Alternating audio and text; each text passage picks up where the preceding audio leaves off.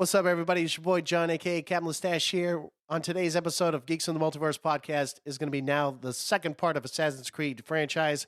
This era we're going to be talking about is going to be chaotic. That wasn't ancient, but it was the most experimental stretch between Black Flag and Syndicate. In this episode, we're going to be unpacking the franchise's most divisive phase between pirates, dual protagonists, ideological whiplash, and a modern-day story that quietly vanished. We break down the highs from Black Flag, the misunderstood ambition from Unity, the moral curveballs of Rogue, and the side titles that did more world building than fans remember. Plus, in Bring It Back, we make the case for resurrecting Jericho. So, in this era, the fractured fan base and the set the stage for the origins to rise. So, stay tuned. We're Geeks from the Multiverse. We're here to unite all geeks. It's time to get geeky and dive right in. 'Cause we're Geeks from the Multiverse.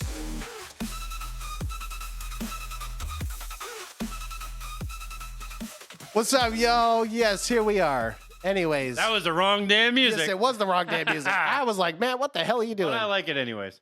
So, yes, a.k.a. Captain Mustache here. Yes, one of your co-hosts as always. And, of course, I have with me Mr. Grumpy Beard. What's up, everybody? Even though I hit the wrong button, but hey. You know what? Who cares? I like that one better anyways. Geeks for the Multiverse. Boom. Anyways, So, no, I don't want to get that. I have a question before we get into Assassin's Creed, because we got a lot to talk about. There's a lot of games in this like lost era that we're talking about. But I have a question, and I know that this threw you off when I first asked. Oh, yes, it did. But I think as we were growing up, there has to be a movie or a TV show that was just totally taboo and so wrong, but you found a way to watch it anyways. So that's my question. Like, what was the one movie or show that you remember as a kid growing up that was like taboo? It was wrong. Like your parents were like, "No, you're not watching this." I know for my wife, it would have been like that South Park and The Simpsons and like those types of cartoons because they're of what they were. But for me, there was a movie that was made in the 90s, and it was one of those movies that was really, I think, like even as a kid, I understand it now. But I think like as a teen, because this is really, we're talking high school, right? This is when I probably watched it. It's really just one of those uncomfortable movies that you can't help but like watch, but it's at the same time you're like, ugh, like you feel gross. And the movie is Kids. And it's a snapshot of teenage life in the mid 90s in New York. It follows a group of reckless teens. They're drifting through sex, drugs, skate culture, and just basically moral free fall over the course of a single day. So the movie just encompasses one singular day. There's no Hollywood gloss, no safety net, and there's no lessons to be learned in this movie. None at all. The film zeroes in on how casual cruelty, ignorance, and peer pressure collide, especially around sex and consent. Ooh. The movie never blinks. It felt forbidden because there just was so much chaos going on in this movie. Your parents and adults warned you against watching it. Video stores actually hid it on the shelves. You had to ask for it because kids were trying to rent, teens were trying to rent this movie. And like, if you went to Blockbuster to try to find it, it wasn't on the shelf. It was behind the desk. I'm not even joking. No. So I'm going to mention two things. One, the fact that a movie was well hidden from video stores. Ready? Okay. Now, yes, people who are under the age of, 25 maybe? Or 20? You think maybe? If I'm talking about an age group of like people who would, what video stores would be? Oh, yeah, probably around. We'll say 25 now. Okay. So, yes, anything under the or anyone who's under the age of 25, okay? A video store, ready? That means you actually had to go to a store and you had to go rent a movie because, oh, wait, Netflix, and everything else that we have nowadays, you couldn't actually go and actually watch on your damn TV. Yes, you actually had to go to a store. Right. And sometimes You had to rent it like a friggin' library. yeah, right. Or in this case, remember when Blockbuster did games? Like actual video, you could actually rent video games. You can actually rent the consoles You too. could. You're right. So what we're trying to get at is the fact that there's a movie that actually was hidden from basically anyone that wasn't an adult at the time because of how bad that they knew that this movie would. I mean, corrupt you're kids. talking about a movie with it's teenagers, and the whole premise of the second half of the movie is that they were going to a party. Okay, so you got drinking, you got drugs, you got sex. Again, in the 90s, the movie also goes into AIDS, which Oh was my god, which was in the 90s it was that was it a was huge topic. huge. And I look at it now and I'm like, I cannot believe there was a movie that was made like this. I mean, I could. If somebody made it now, They would cancel the shit out of that movie right now. They would. You tell me, seriously. This is why this question was so hard for me. But anyways, you cannot tell me that they would cancel this movie, especially in today's culture. Today's culture, this would almost be halfway acceptable because How is it halfway acceptable? Only because we've talked about so many other movies that were canceled. You have movies like frickin' Human Centipede where people are being sewn to each other's butts and eating crap. I understand that, and we did talk about that too earlier. But no, what I was saying is that was also early, or that was what, like mid 2000s ish, maybe late.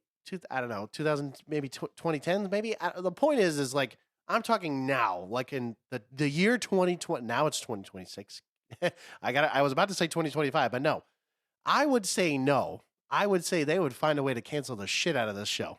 Or actually, sorry, the movie. I think the draw for teens to watch this movie is because it didn't feel Hollywood. And I said this before, like there's not that Hollywood gloss over it. And what you're watching when you watch this movie, it looks like something that you're not supposed to see. You know, like when your parents were like, "Oh my God, you're watching porn," like.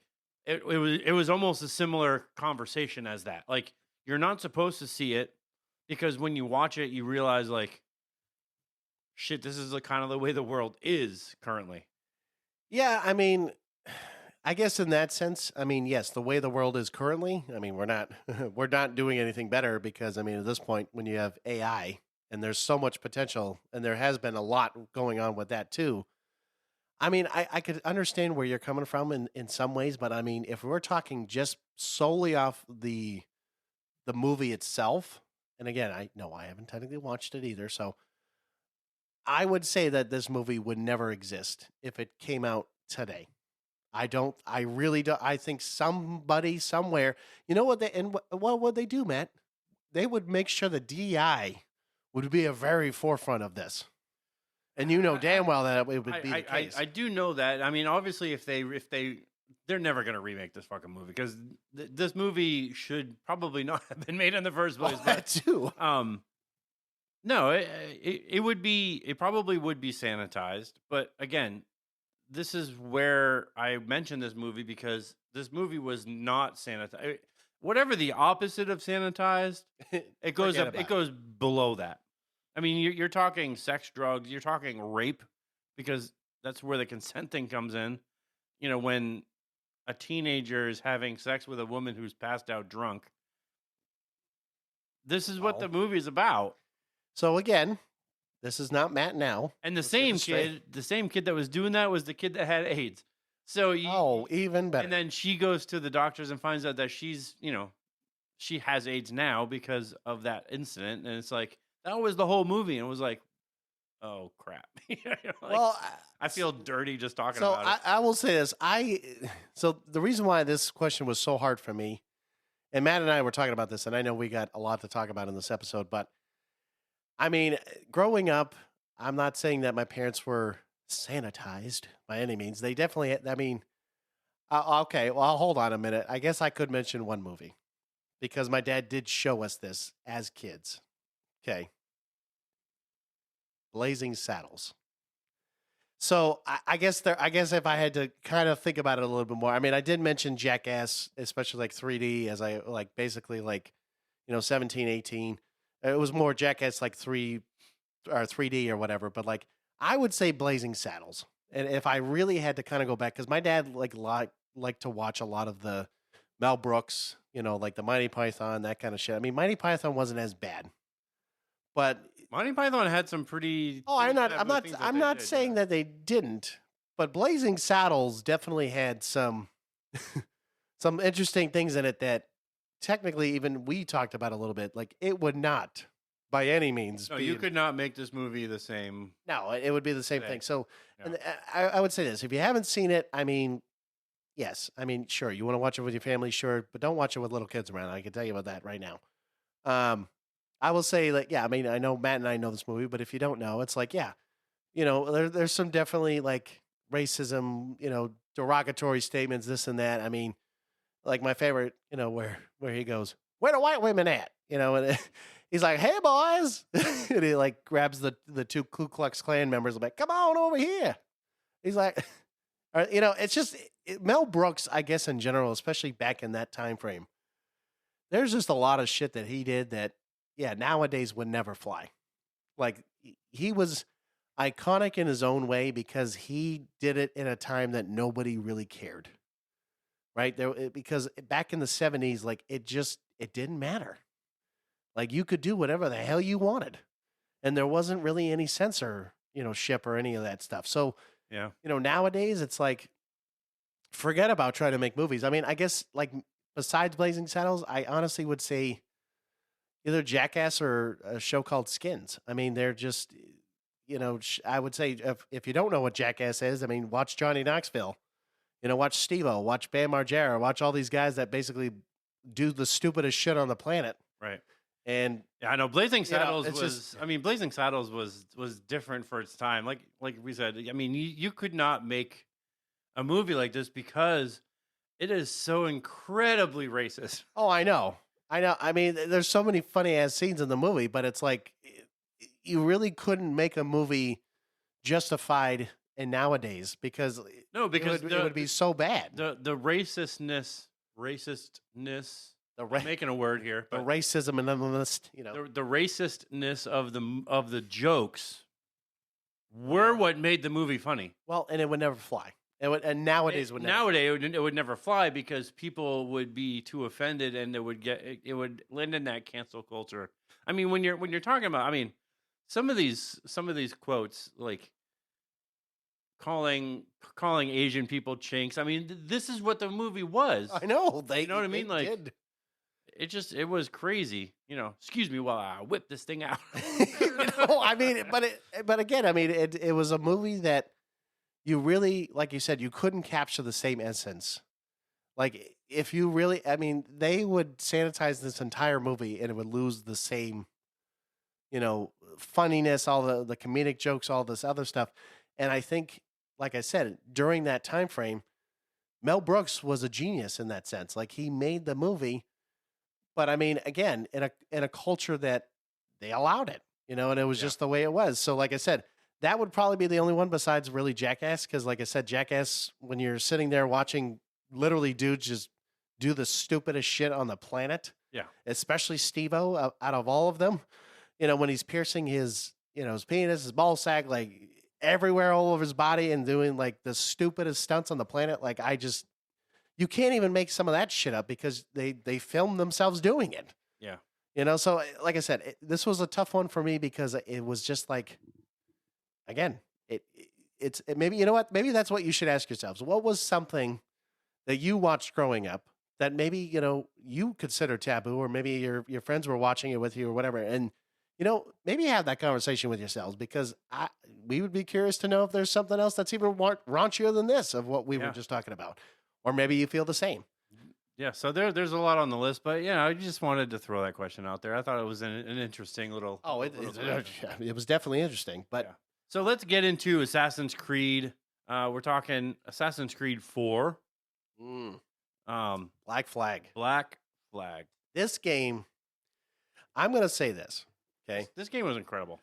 This game, for what it was. oh no, I mean, so like I remember back in the day, this was like, I guess, ready, man.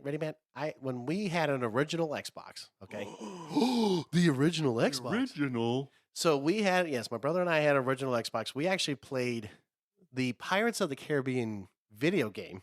It wasn't actually the same. It was something different. Yeah. But it was a little similar, but like graphics were whatever. But you know, it was like open world. You get out on a ship, you do whatever. But this game, Black Flag, right? So this is besides when you're playing Assassin's Creed 3, right? Because you do actually build a ship and you do actually get to name it and all that stuff. So it kind of showed a little bit of that because that what was basically happening here is like Assassin's Creed 3 because it was so good in that sense. You know, and they said, "Oh, let's make a way so you can start sailing and do other things." But there wasn't a whole lot of elements of sailing in that game. It was just like a little bit here and there. This game brought it to a whole nother level. Yeah. I mean, it's kind of like a if you took a pirate game that was like open world pirate game. You know, you weren't just playing a pirate, but you were on the ship. You can steer, you can fire the cannons and You everything. can loot the shit out of the ship. Oh yeah. But it's a pirate game that stumbled into Assassin's Creed. Like somehow like a pirate like stumbles into a bar and the bar is just assassins. Like Well- this is really what it is.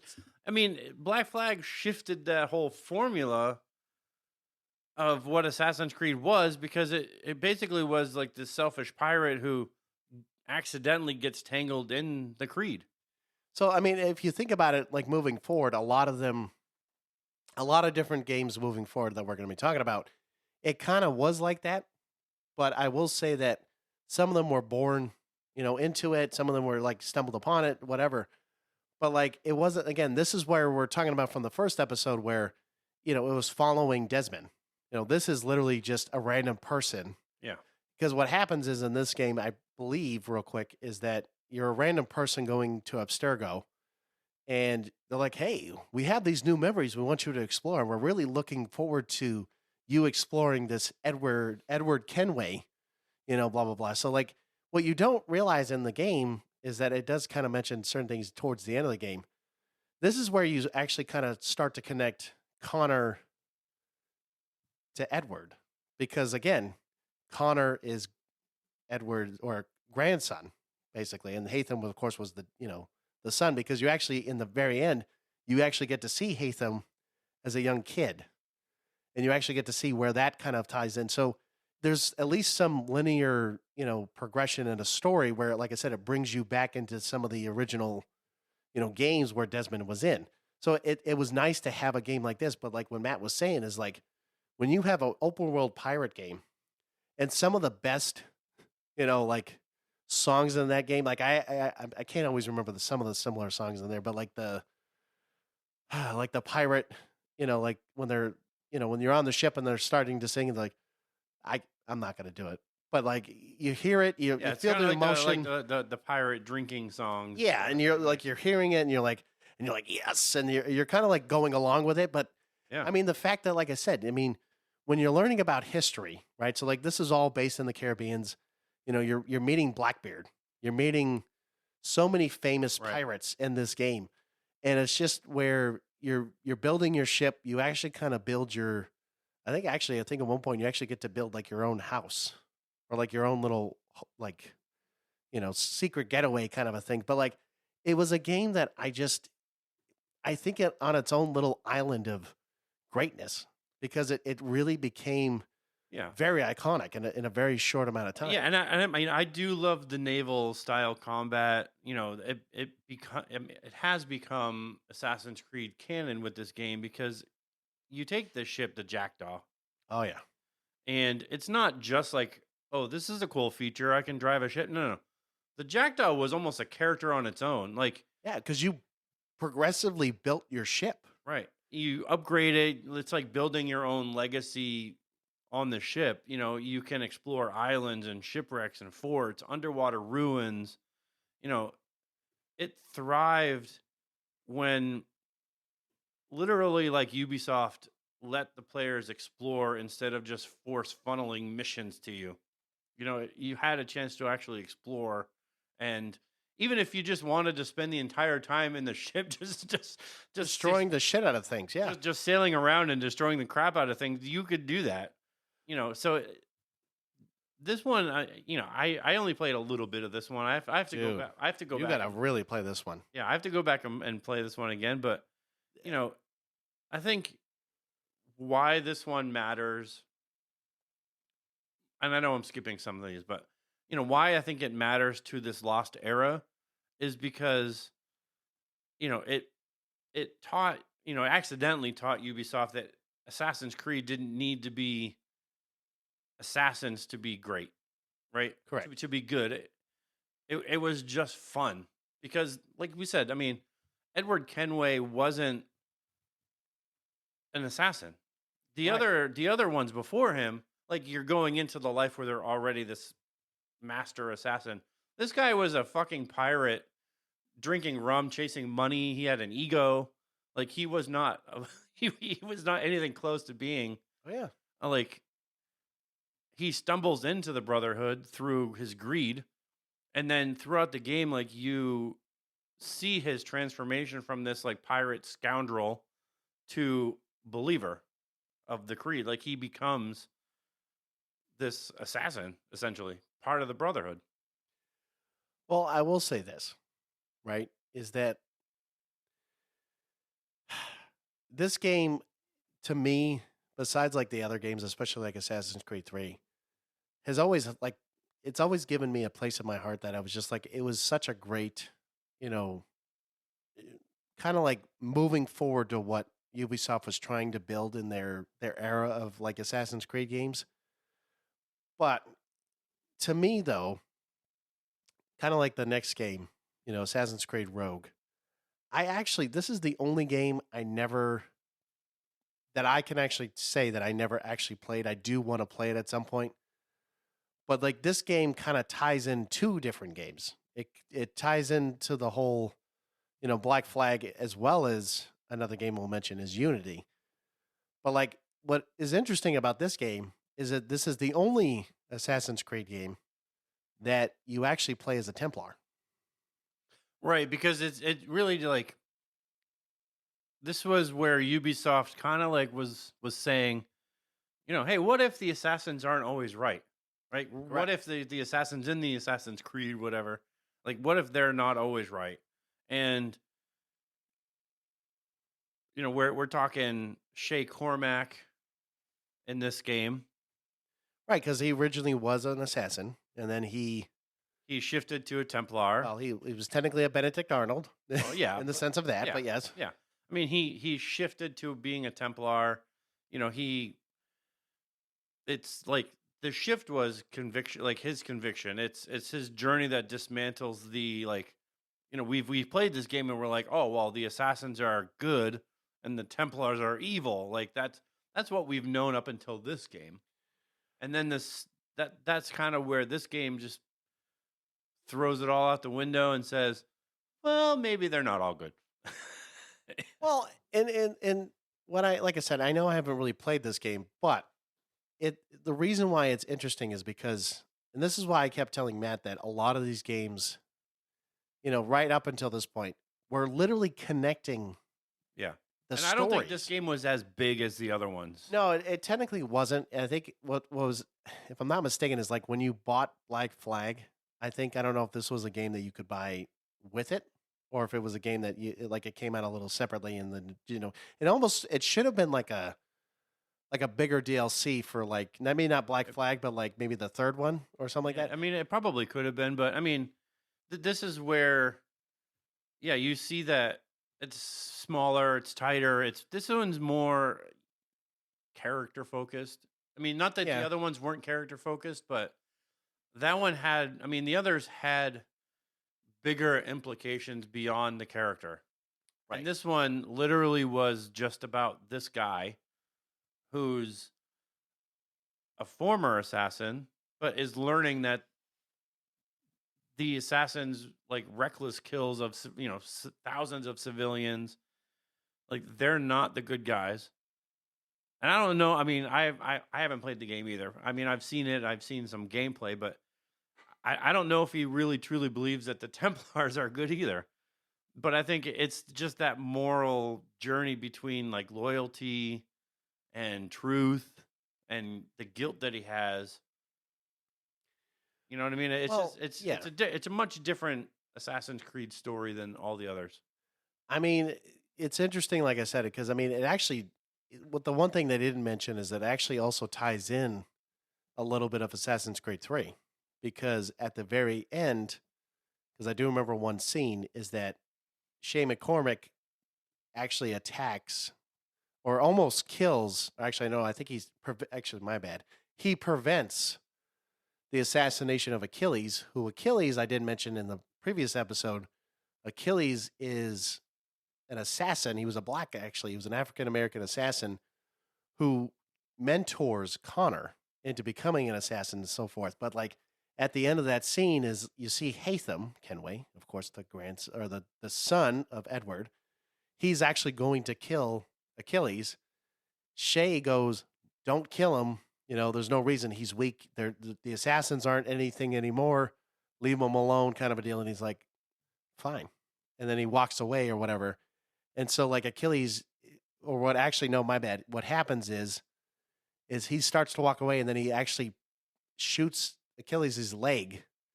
So basically when you see him in Assassin's Creed 3, you actually see him as an older gentleman, right? But he has a cane. But you never find out why he has a cane. That's the reason why he has a cane. And so, like I said, I mean, it's funny how one game, even though it was like kind of like an offshoot in some ways, it connected a story. In all three of these games, especially the next one we'll talk about in a minute, after we do a certain segment, you know, it just, that's the interesting part to me is like, I'm glad that even though they weren't following kind of like suit to other things, they were still making sure that the story made sense because all of them somehow were connected in some ways, right? So whether it was, you know, Assassin's Creed 3, Black Flag, you know, Unity, and the next one we're going to be talking about shortly, you know, at least they made, you know, the linear storyline make sense. Because if they just had a random bullshit like here's a fucking story, have fun with it, whatever. I'm not saying you couldn't, but like it was just nice that they still kept at least the stories to make sense. Because if they didn't, I think it would have really just lost everything, and I think nobody would have given a shit. But anyways, yeah, I mean, I know, yeah, it is what it is. It is what it is. That you know, Rogue wasn't as big of a game, I think, as some of the other ones for sure. As some of the other ones for sure. But I mean, it's still, you know, it's still part of the legacy. Still part of the legacy. So, but yes, we are going into Bring It Back.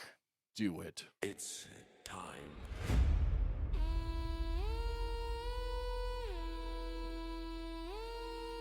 To bring it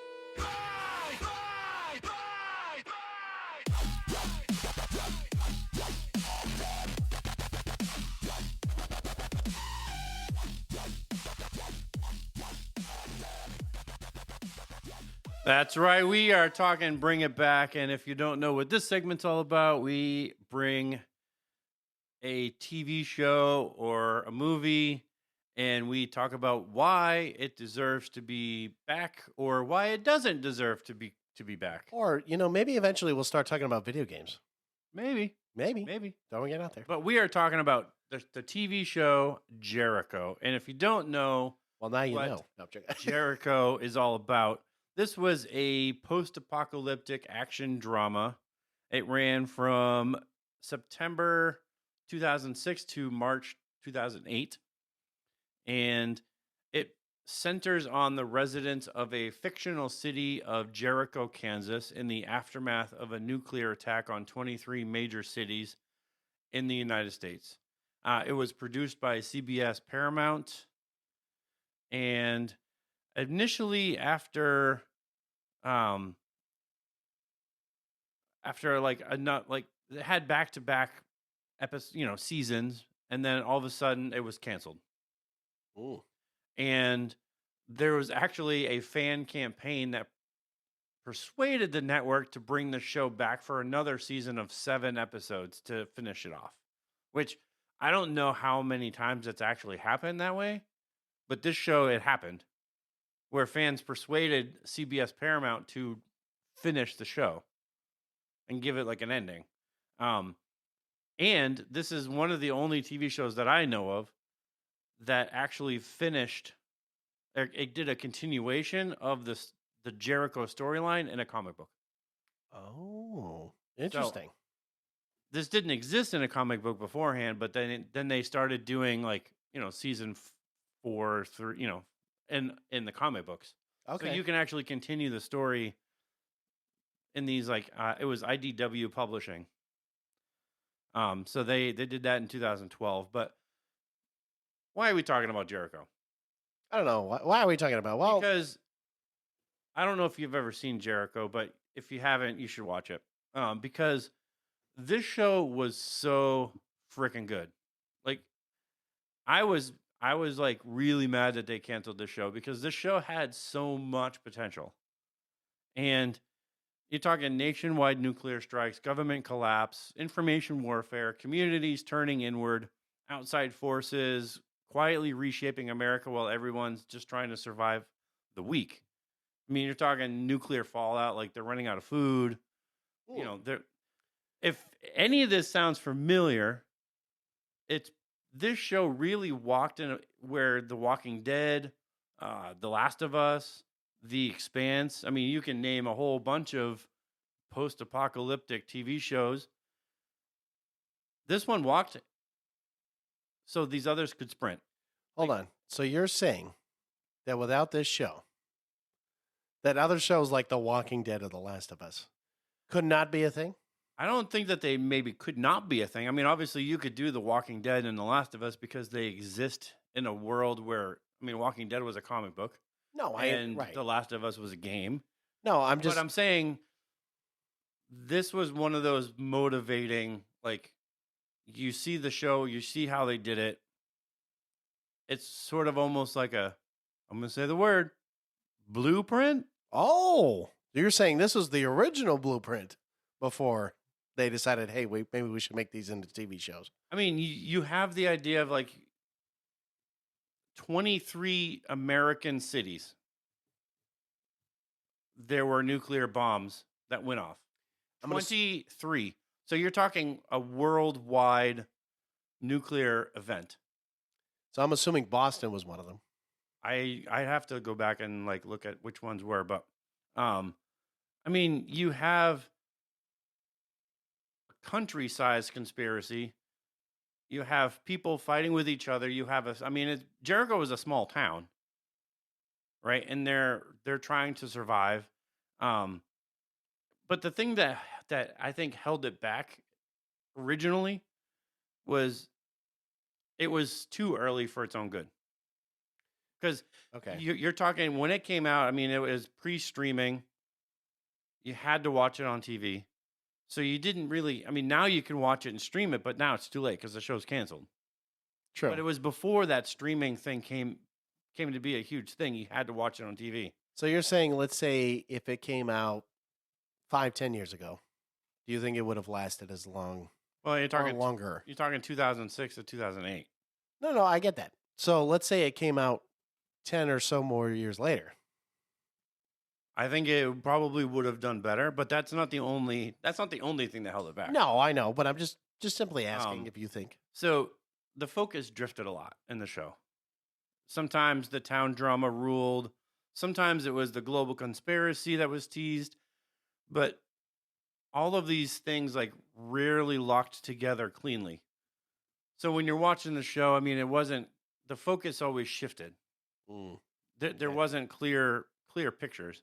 And the big picture, the most interesting stuff, like who did this, how deep it goes, it was implied.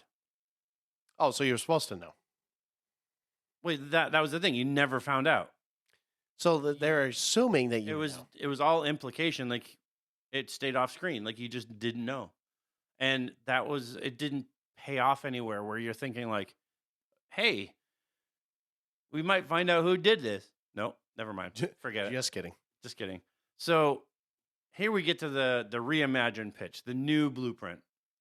So After coordinated nuclear strikes fracture the U.S., a rural town becomes the strategic prize in a quiet war to rebuild America under new rules. So the updated premise isn't survive the blast because that part's over, right? It's what comes after survival. Who controls the food, the power, the weapons, the information? That becomes the real war. So Jericho isn't a town anymore. It's a test case, Ooh. right? Okay. All right. Some of the characters. I mean, you have Jake Green. He's less lone wolf drifter, that's what he was in the show. Kind of this lone wolf guy, but he's more reluctant field commander. He understands guerrilla tactics. Now, not heroics. Mayor Johnston. The blueprint for post-collapse leadership. Order at a cost. His legacy looms large even after he's gone. And the town itself becomes the main character. Factions form, loyalty fractures, and survival turns political.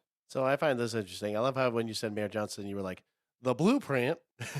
Well, I mean, No, I know. his character would be that blueprint for post-collapse leadership. I mean, this is why I'm saying, like, Walking Dead. This is why I'm saying Last of Us. If you haven't ever seen The Expanse, that's more sci-fi, but it's kind of the same thing. Like,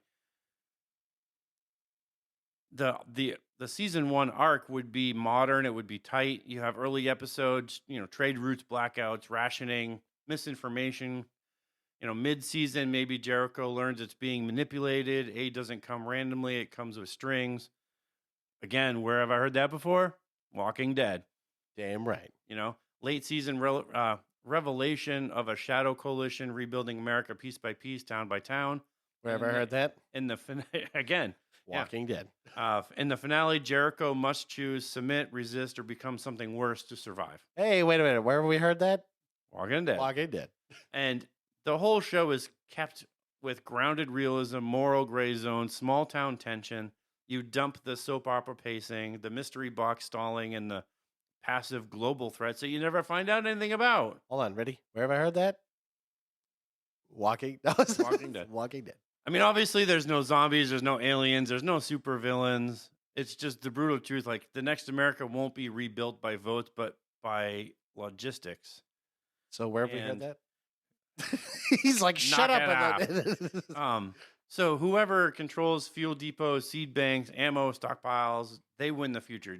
Jericho sits on something valuable, land, infrastructure, or intel. Every faction knows it. And it turns the show into Assassin's Creed adjacent territory. Oh. See what I did there? Oh, tying it So in the episode. you have hidden power structures. You have secret architects of history. Ordinary people unknowingly standing at a pressure point of civilization. Where have we heard that? Assassin's Creed.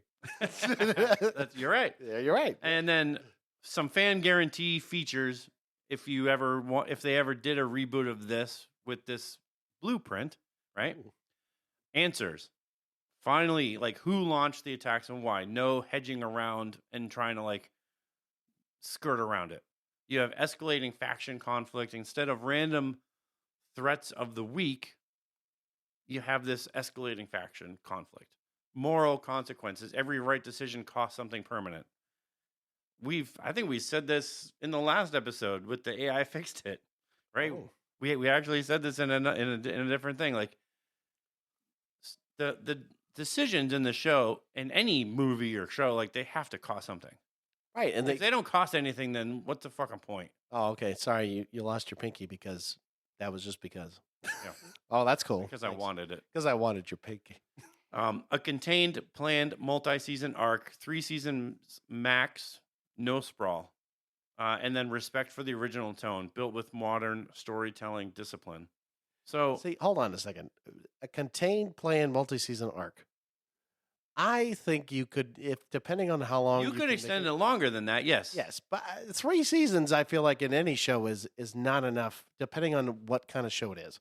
I think if you could, now I understand that there are very few shows that could even get past, let's say 8 to 10 seasons, because that's pretty hard to do sometimes. But if you can get a show for 10 seasons, though, you're just talking like a contained multi-season arc.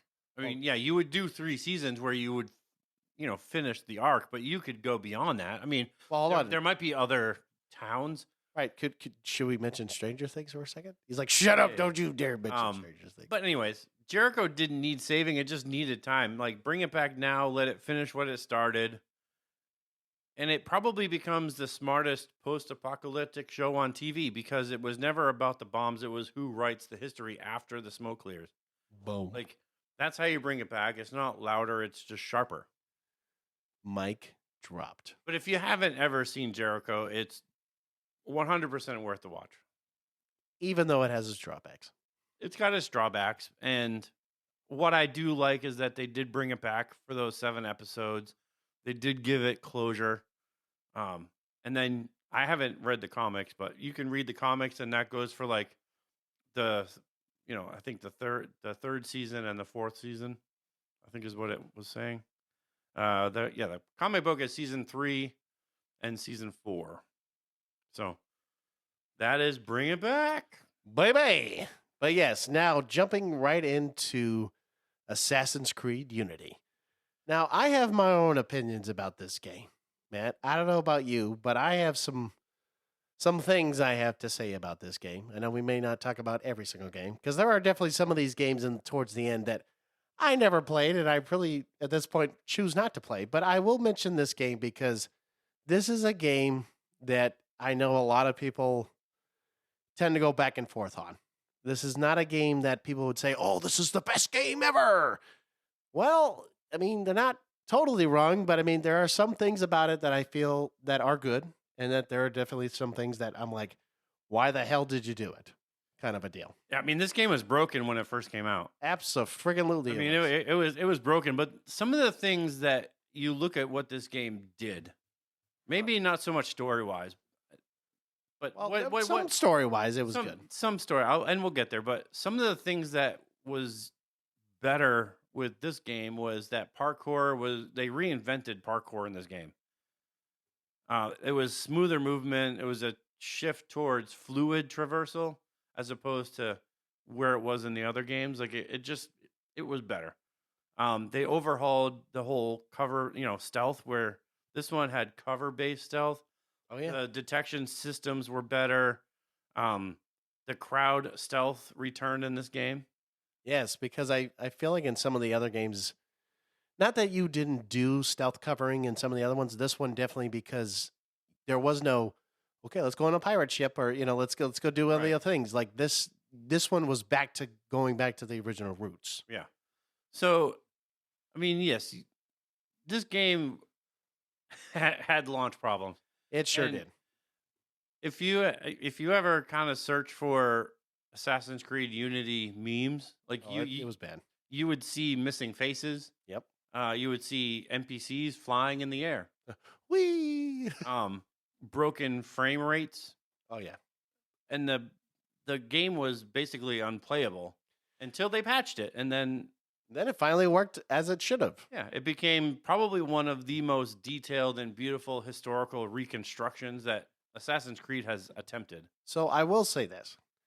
This is also one of the only Assassin's Creed games that they ever tried to do online.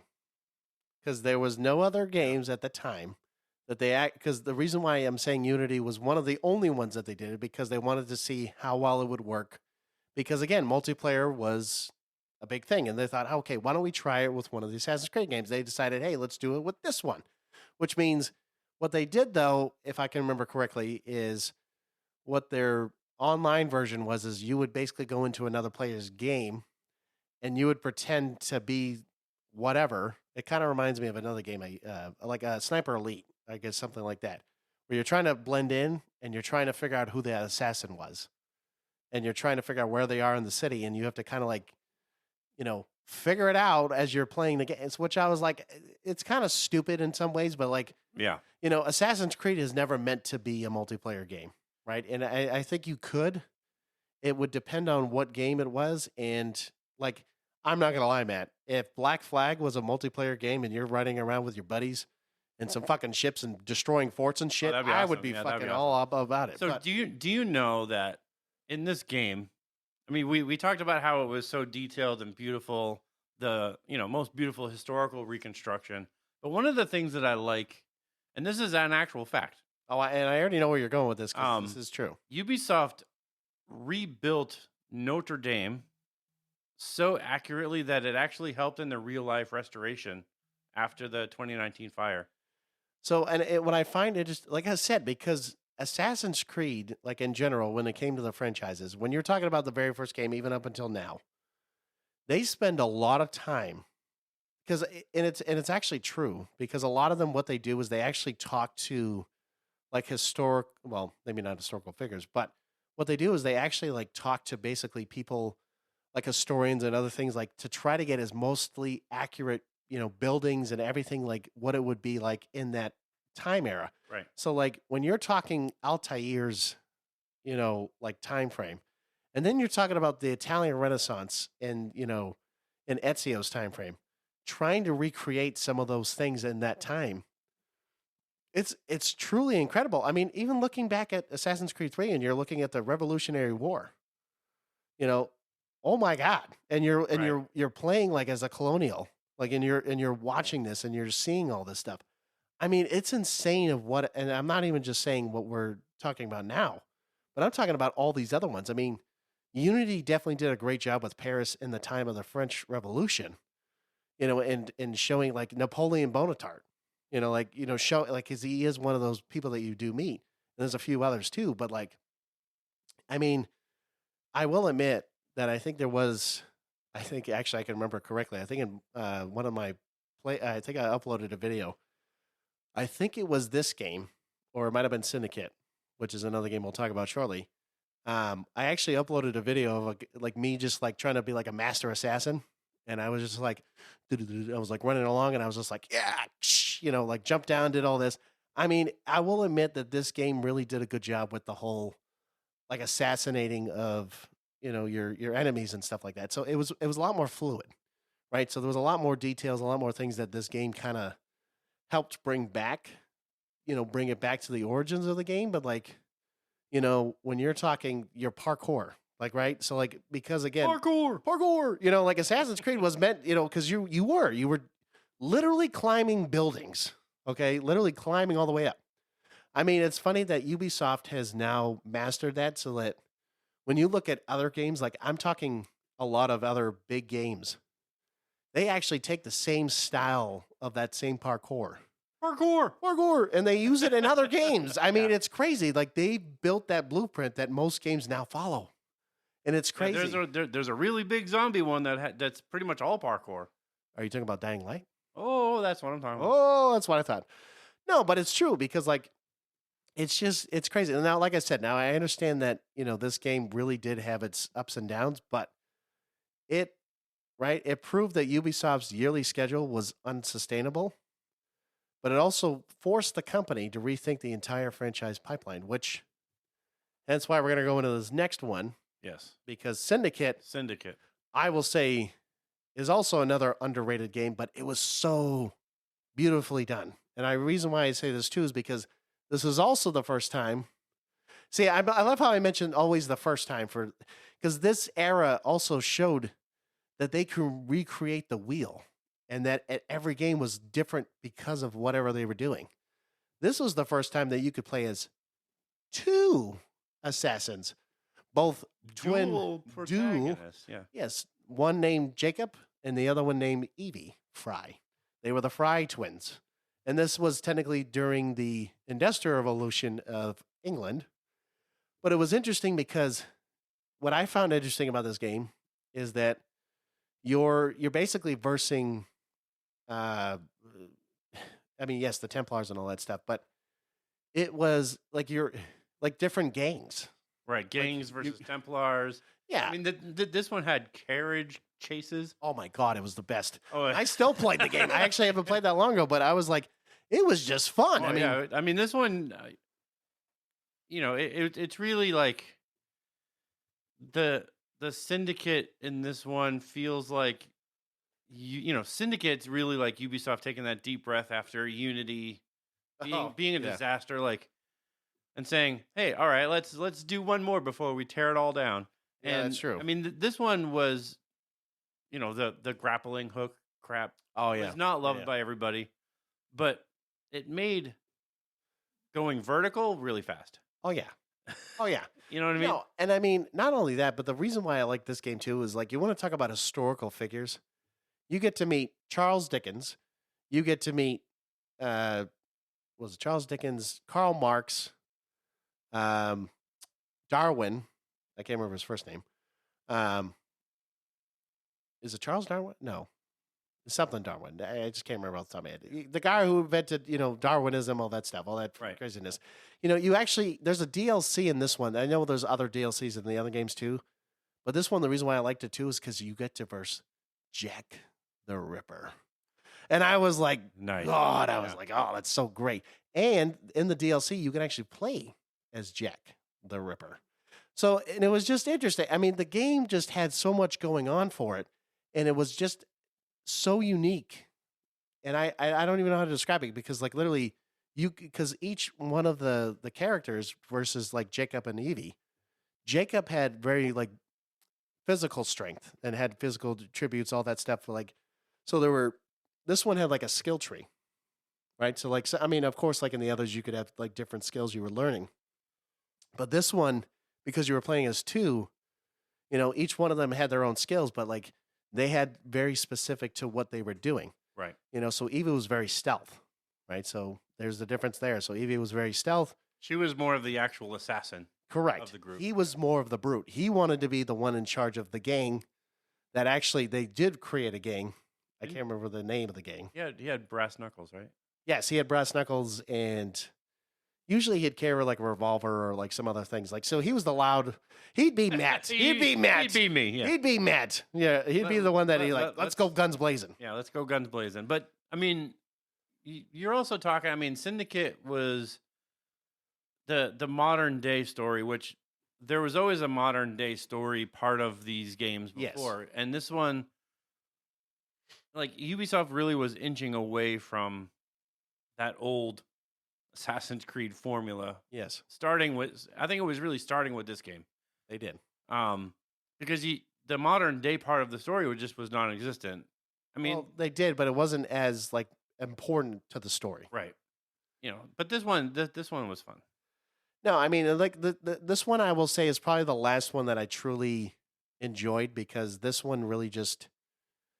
I mean, they're all unique in their own way, but I would say after this one, you're just like, what the hell did fucking Ubisoft want to create after? Yeah, this shit? I mean, the rest of these are They're just terrible. They're just really. Well, they're one-offs. They're Yeah. literally one-offs. It's really tackling themes that like Assassin's Creed never really touched before. But you're talking. I mean, we'll do these ones real quick because it's liberation and then it's freedom cry. So Liberation, though, was part of Assassin's Creed 3. Technically, following the story, because there was a little. So it was weird because, like, I remember in Assassin's Creed 3, there was basically Aveline. She was another assassin that kind of worked with Connor. Like, you'd meet her once, but, like, then this is where they kind of did, like, a one-off of that. It was like a little DLC added to that one. Yeah. And Freedom Cry was really for Black Flag because it follows the story. I can't remember his name, but we'll say it in a second. But she, I don't know. I never really played this one because it just kind of follows her story of that era of the colonial, time frame. Yeah, I mean this one really tackles like slavery, systemic oppression, colonial brutality. So it just adds that culture to, that cultural depth beyond Europe. Right. I mean that's pretty much what the I mean, game- literally, if you wanted to play it, go for it. But I would say story-wise, it has no significance. No, these are kind of like one-offs. It's Freedom Cries, it's the same thing. I mean, it's So Adewale, that's his name. Yes. Adewale, a former slave turned assassin. He returns to comfort. He's comforting the slave He's trade. covered it. Yes. No, he returns to confront the slave trade head on. This isn't like a swashbuckling adventure like Black Flag was. It's trauma, activism, and moral duty. So, like, the gameplay reinforces the themes. Like, freeing slaves isn't a side objective. It's the whole narrative of the game. Every liberation changes the tone. It's heavy, not triumphant. This one definitely is a darker version of Assassin's Creed because it's more truthful in that historical territory.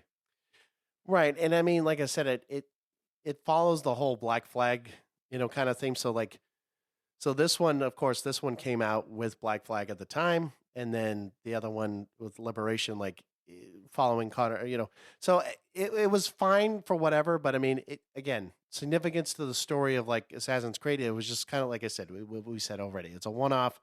It doesn't really have a whole lot of significance unless you really want to Right.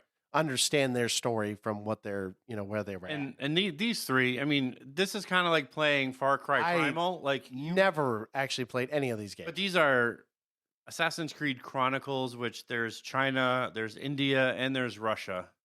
And okay, well, why do they matter? I mean, one, it takes the Brotherhood out of Europe entirely and explores them in different cultures. So there's India and Russia explores that imperialism, colonialism, and political upheaval. Shao Jun story connects directly to Assassin's Creed lore through Ezio's mentorship. They're valuable, but they're optional. I mean, a lot of these are optional at this they're point. not groundbreaking, but lore-wise, they do remind fans that Assassin/Templar conflict is global, not just Western. Well, and that's the thing where I think, honestly, if I'm going to be totally honest here, I don't think any one of these, whether you look at the Chronicles, whether you look at Liberation, whether you look at, Freedom Cry, if they made them, great. If they didn't, I don't think anyone would have. Like I said, it's like playing Far Cry Primal, where it's definitely you really didn't have to play it, but if you did, yeah, all you're doing is learning about where the instinct came into play. Right. That's all. And in this case, it's just more learning about some of the other stuff that was going on during those main game storylines. But the legacy of the Lost Era. This is where we're going to hopefully dive in real quick and then wrap everything up here. But the reason why this era also matters, right? So this era is the franchise desperately trying to find itself. Now, I will say that yes, it did, but the games we talked about already, it also made sure that it was kind of a defining moment. It did say that we are here, but we're also trying to see if we can explore different options, different ways of exploring Assassin's Creed without having to only focus on the Desmond stuff. But it's also nice to, like I said, with a lot of, at least the first three we talked about, how they were linear in the story so that the story could still progress.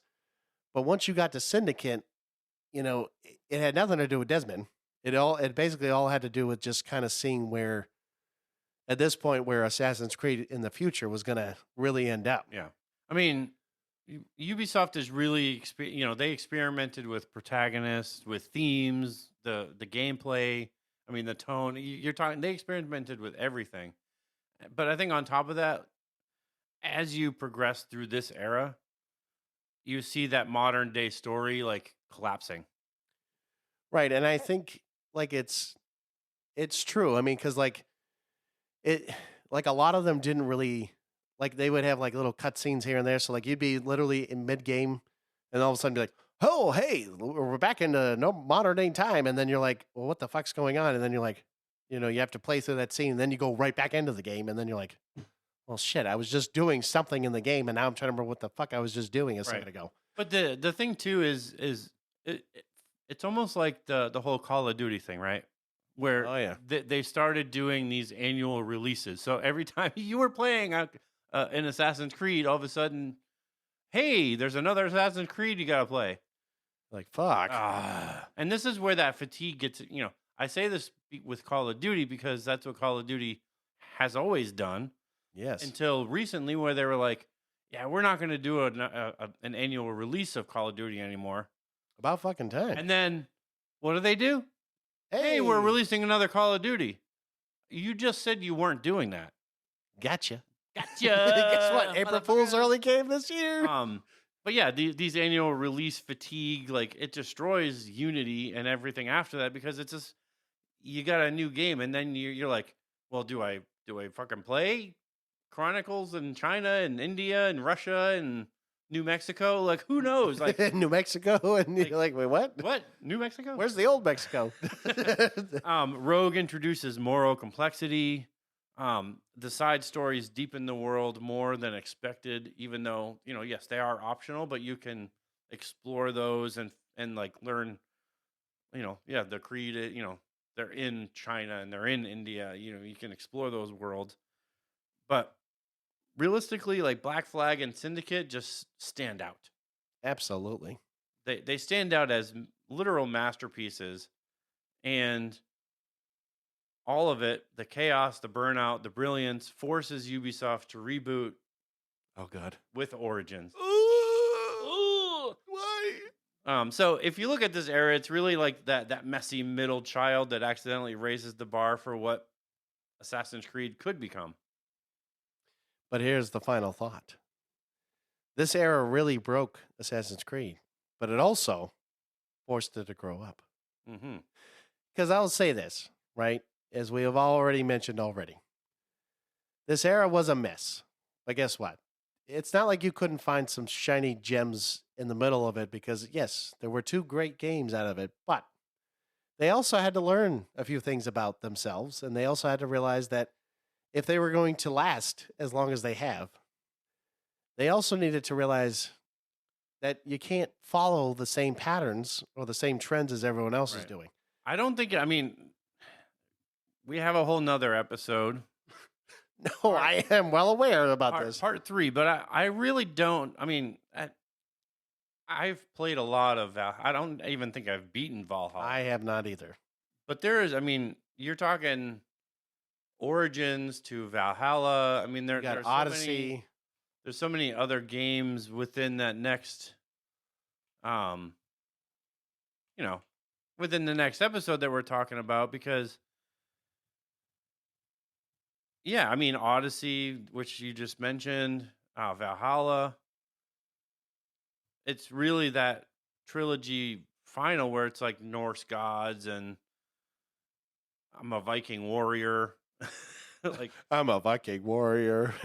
you play as Ivor in Valhalla. War.